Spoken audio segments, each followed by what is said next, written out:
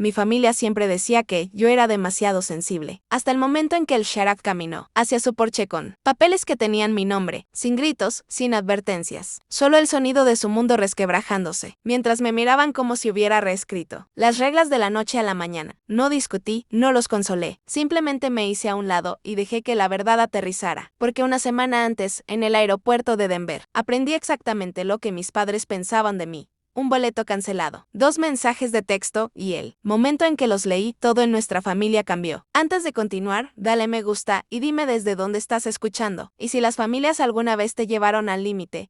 Compártelo debajo de tus historias. Recuérdame, ninguno de nosotros se enfrenta a esto solo. Si me hubieras conocido hace unos años, podrías haber asumido que venía de una de esas familias cálidas y ruidosas que llenan las cabinas de los restaurantes los domingos por la mañana. La gente solía decirme que tenía un rostro amable, del tipo que debe haber crecido rodeado de afecto. Nunca los corregí.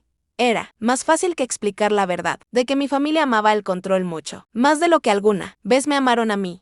Al crecer, mi madre trataba a mi hermana mayor, Lia, como un premio de edición limitada. Lia recibía la ropa nueva, la habitación decorada, las fotos enmarcadas cubriendo cada pasillo. Yo recibía sermones sobre gratitud, ropa usada de los vecinos y un lugar en el piso. Durante las fiestas, cuando las sillas eran para los invitados, mi padre no fue quien inició el fuego, pero siempre se mantuvo lo suficientemente cerca para calentarse las manos. Él sonreía con suficiencia, se encogía de hombros o fingía no escuchar los comentarios que más dolían. Esa era su forma de elegir un bando. Para cuando me fui a la universidad, ya me habían echado de esa casa 2 veces. Una por contestar y otra porque a Lia no le gustaba compartir el baño. Los inviernos cerca de Denver golpean diferente cuando estás parada afuera con una bolsa de basura llena de ropa a los 17 años. Pero sobrevivir a eso me enseñó algo. Si quería seguridad, tendría que construirla yo misma. Así que lo hice en silencio. Trabajé durante la escuela. Tomé cada pasantía que nadie más quería. Estudié planificación financiera hasta tarde, en una biblioteca del campus que olía a alfombra vieja y palomitas de microondas quemadas. Años más tarde, cuando finalmente me mudé a mi pequeño condominio con vista al lago, no era glamoroso, pero era mío. El conserje sabía mi nombre, mi hijo, de 6 años y voz suave. Finalmente tenía una habitación donde nadie le decía que no estorbara. Él es la única persona en mi vida que nunca me hizo sentir que ocupaba demasiado espacio. Mis padres nunca entendieron que mi distancia no era rebelión, era protección. Incluso después de convertirme en consultora financiera, incluso después de comprar el condominio y construir una vida de la nada, todavía me trataban como la hija de repuesto. Lia seguía siendo la estrella, la hija dorada con el esposo perfecto, las redes sociales curadas, la familia que se desvivía por complacerla. Así que cuando ahorré para un viaje corto, un pequeño descanso que me había ganado yo misma, no se lo dije a nadie, ni a mi madre, ni a mi padre, ni siquiera a Lia.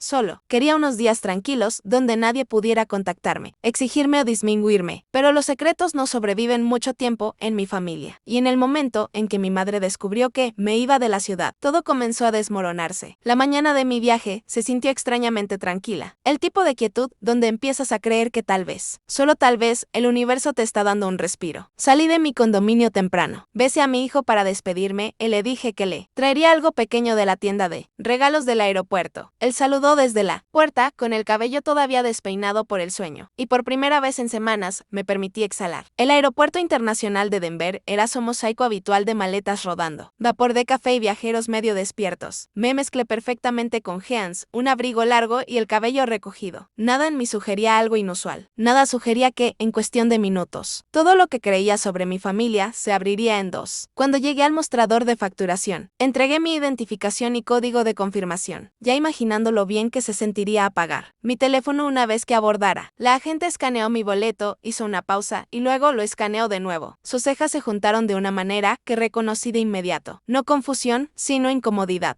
Déjeme verificar algo, dijo. Sus dedos golpeaban el teclado más rápido. Un nudo se apretó bajo mis costillas. ¿Pasa algo malo? Ella giró la pantalla ligeramente hacia mí.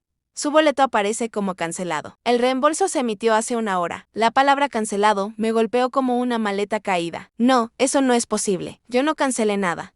El reembolso fue a una tarjeta, terminada en Ella dudó antes de terminar la frase. 4401. Mi estómago cayó directamente a través del piso del aeropuerto, porque sabía exactamente a quién pertenecía esa tarjeta. A mi madre. Agradecí a la gente de alguna manera y me hice a un lado. La terminal de repente más ruidosa, más brillante, más dura. Mi teléfono vibró en el segundo en que lo saqué de mi bolso. Una vista previa de mensaje de texto iluminó la pantalla. De mamá. Diviértete caminando a casa. Perdedora, perdedora.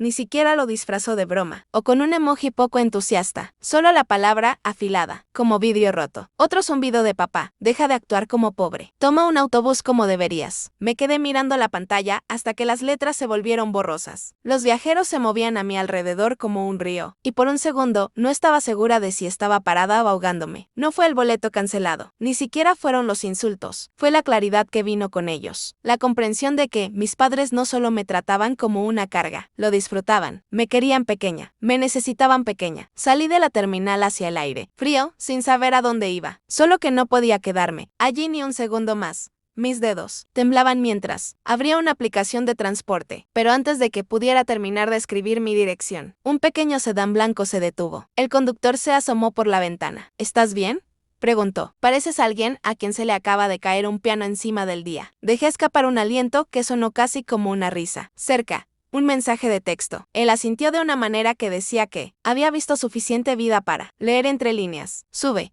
Terminé mi turno, pero parece que necesitas estar en cualquier lugar menos aquí. Dudé solo un latido antes de deslizarme en el asiento del pasajero. El auto olía levemente a pino y cuero viejo. Se presentó como Harvey, un conductor de medio tiempo que había vivido en Denver toda su vida. Y luego simplemente escuchó, sin juicios, sin interrupciones. Me encontré contándole sobre el boleto cancelado, los mensajes de texto, los años de tragarme comentarios que debería haber gritado de vuelta. Cuando finalmente estacionamos cerca de un parque tranquilo de la ciudad, descansó sus manos en el volante. Sabes, dijo suavemente, la gente finge que la crueldad es amor todo el tiempo. Eso no lo hace verdad. Miré a través del parabrisas, viendo la luz del invierno parpadear a través de las ramas desnudas. Saqué mi teléfono de nuevo, pero esta vez no para leer sus palabras. Abrí la carpeta que mantuve oculta durante años. Una etiquetada opciones, inversiones, pagos, la escritura de fideicomiso, registros de cada mes que se atrasaron, con el alquiler de la casa que ni siquiera sabían que era mía. Por primera vez me susurré a mí misma, la ira no me está consumiendo, me está afilando. Cuando Harvey me dejó cerca de mi edificio, el frío de la mañana se había vuelto más agudo, del tipo que te despierta por completo. Le agradecí y prometí que estaría bien y caminé hacia la entrada con la extraña firmeza de alguien cuya mente finalmente había dejado de dar vueltas. El vestíbulo de mi condominio estaba cálido y tranquilo, zumbando débilmente con el aliento del radiador. Se sintió como entrar en un universo diferente, uno donde no tenía que encogerme para encajar en la comodidad de otra persona. Colgué mi abrigo, me senté en la mesa de mi cocina y abrí mi computadora portátil. La carpeta etiquetada opciones esperaba donde la había dejado. Un archivo silencioso de la vida por la que mi familia nunca se molestó en preguntar. Hice clic para abrirla y la pantalla se llenó con años de documentos. Notas de inversión, pagos de propiedad, la escritura de fideicomiso, que me listaba como la propietaria de la casa en la que mis padres habían vivido durante casi 2 años. Me desplacé lentamente, respirando la realidad que había construido mientras ellos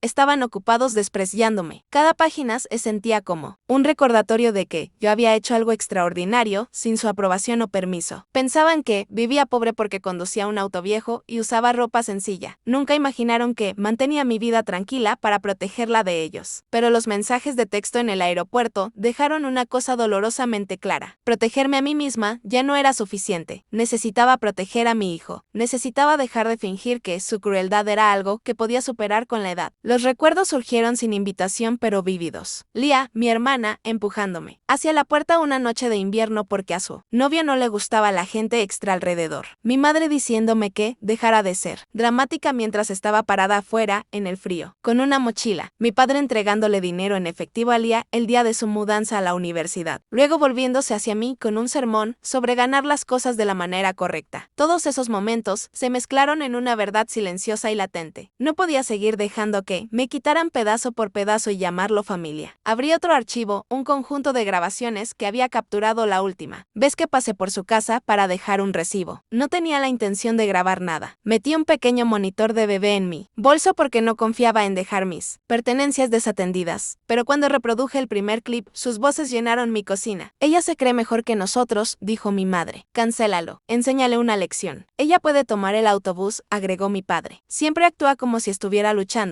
Tal vez debería hacerlo. Sus risas siguieron, ligeras y casuales, la forma en que la gente habla de incomodar a un extraño, no a su hija. Me recosté en mi silla, dejando que la ira se asentara. No caliente y salvaje como antes, sino fría y precisa. No iba a luchar contra ellos con insultos. No iba a igualar su crueldad. Iba a usar la misma cosa que más subestimaban de mí: la preparación. Para la tarde, había redactado 3 avisos de desalojo, uno para cada adulto que vivía en la casa. Verifiqué 2 veces los términos del contrato de arrendamiento, el historial de pagos, las notas de violación, cada firma, que habían puesto sin leer. Todo era hermético, mientras el sol se ponía detrás del lago fuera de mi ventana, pintando el cielo en rosa apagado y oro. Deslicé los avisos en un sobre simple. Mis manos no temblaron esta vez. Durante años, me habían dicho que era demasiado suave, demasiado callada, demasiado dispuesta a perdonar.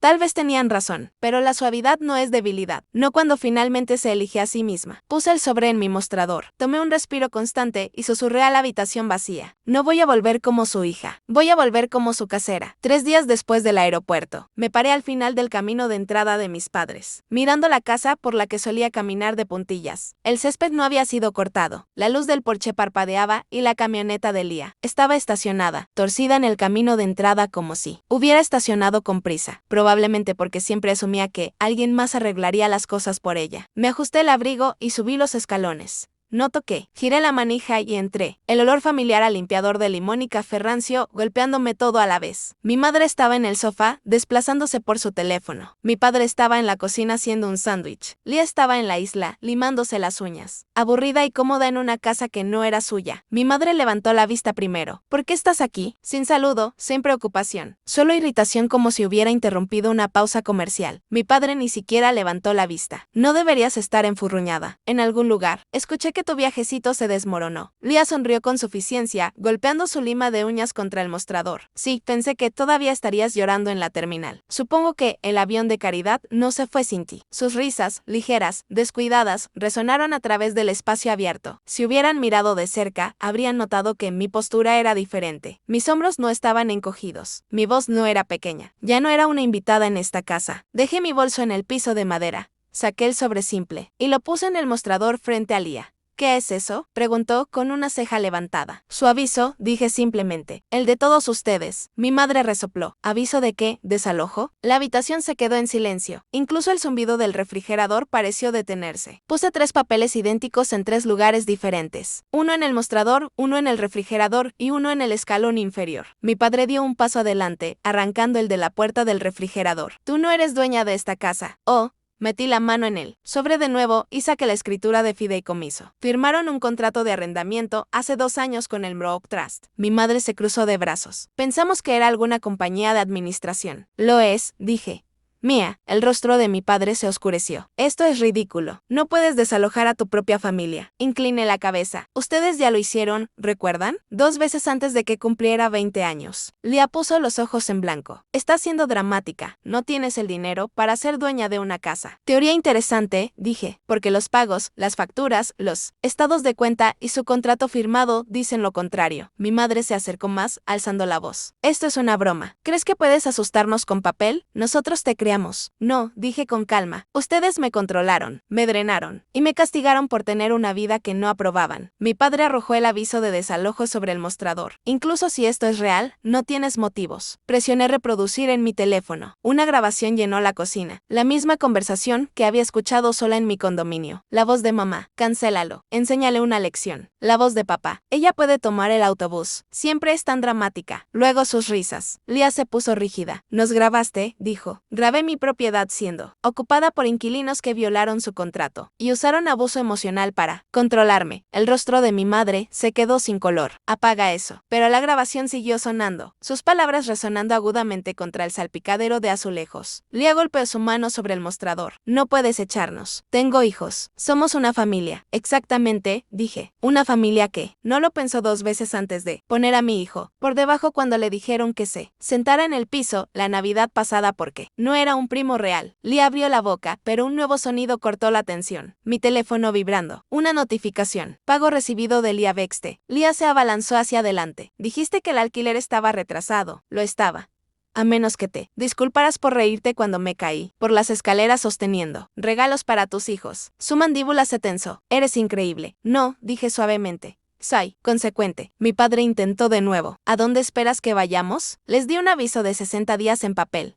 Dije. Lo ignoraron. Tienen 3 meses de atraso y me enviaron esos mensajes de texto. Lo miré a los ojos. Si un propietario recibiera eso de un inquilino, ¿sabes lo que pasaría? Nos estás castigando por una broma, espetó Lia. Eso no fue una broma, dije. Fue una confesión. Mi madre se agarró del mostrador para mantener el equilibrio. Lucia, sé, razonable. ¿Razonable? Repetí. Cancelaron mi boleto. Me llamaron perdedora. Me dijeron que caminara a casa y lo disfrutaron. La voz de mi padre se quebró. ¿Realmente estás haciendo esto? Abrí el sobre por última vez, saqué la hoja final y la coloqué en el centro de la isla. Sus rostros palidecieron cuando deslicé ese papel por el mostrador. Era el aviso formal de ejecución, el documento que permitía al sheriff actuar. Esto, dije, ya está presentado. Tienen 3 días. Mi madre sacudió la cabeza. Lágrimas formándose, no de remordimiento, sino de pánico. No quisimos lastimarte. Sí, dije en voz baja. Lo hicieron. Simplemente nunca esperaron consecuencias. Lia miró alrededor de la habitación, repentinamente pequeña en la casa que había tratado como su reino. ¿Qué intentas probar? ¿Qué importó? Dije, y que mi hijo merece algo mejor que ver a su madre ser tratada como una sirvienta no remunerada. Mi padre levantó las manos. Increíble. Recogí mi bolso. 3 días. El sheriff se encargará del resto. Mientras salía al porche, escuché a mi madre susurrar. ¿Qué te pasó? Hice una pausa. Dejé de rogar por un asiento en una mesa que yo pagué. Luego me alejé mientras ellos se quedaban congelados en la puerta. Sus vidas finalmente alcanzando las decisiones que tomaron. 3 días pasaron más rápido de lo que cualquiera de nosotros esperaba. El jueves por la mañana, un auto del sheriff rodó por la calle. Silencioso pero inconfundible. Mis padres estaban parados en el porche con cajas a medio empacar. Sus rostros tensos por la incredulidad. Como si el mundo les debiera una pausa que nunca llegó. Lia no estaba allí. Se había ido la noche anterior, arrastrando sus maletas por el camino de entrada mientras discutía con su esposo por teléfono sobre el dinero que había usado sin decirle. El sheriff los guió a través del proceso. Con calma, dándoles espacio para reunir lo último de sus cosas. No hubo gritos, ni peleas dramáticas, solo el lento desmoronamiento de una familia que había pasado años, fingiendo que su crueldad era normal. Mi madre intentó una última vez, alcanzando mi brazo, mientras los de la mudanza sacaban sus cajas. Lucia, susurró, seguimos siendo tus padres. Di un paso atrás. Yo sigo siendo la hija que nunca protegieron. Ella miró hacia abajo, no a mí, sino a la casa detrás de nosotros, a lo que pensó que conservaría para siempre. Cuando todo estuvo despejado, le dejé al sheriff un sobresellado para colocar adentro. Una foto mía y de mi hijo sonriendo. En la parte de atrás, una línea, esta es la familia que elijo. Cuando finalmente conduje de regreso a mi condominio esa noche, el lago fuera de mi ventana estaba tranquilo y brillante, reflejando una paz que no había sentido en años. Mi teléfono vibró una vez, un mensaje no leído de Lia, pero no lo abrí. No necesitaba hacerlo. El aeropuerto, el boleto cancelado, los insultos, todo eso me había llevado aquí, al momento en que dejé de permitir que su versión de familia definiera mi valor. Mi hijo corrió hacia la puerta cuando entré con los brazos abiertos, seguro de mí de una manera que mis padres nunca lo estuvieron. Eso fue suficiente. Si alguna vez has tenido que reclamar tu paz de las personas que deberían haberla protegido, dímelo en los comentarios y dale a suscribir para no perderte el próximo.